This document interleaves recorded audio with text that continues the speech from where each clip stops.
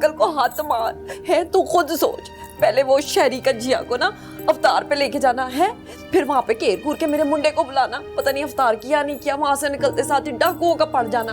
टक्का देला नहीं लेके गए डाकू, मेरे मुंडे को गोली मार के चले गए। तो साजिश नहीं है तो और क्या है?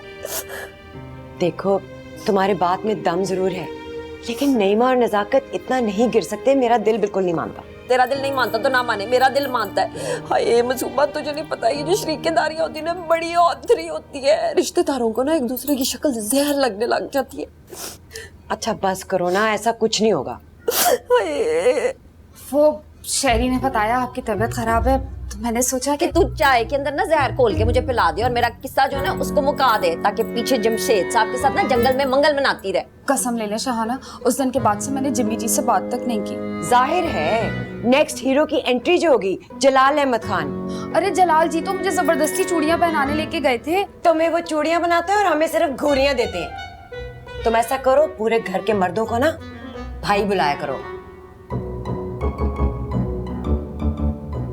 देख लिया इसका स्टंट, जरूर कुछ घोल के लाइए इसके अंदर।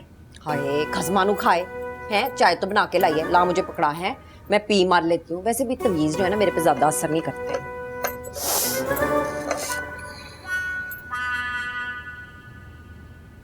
हाय हाय, बड़ी पेट चाय बनाई है, कज़ा का खराब हो गया।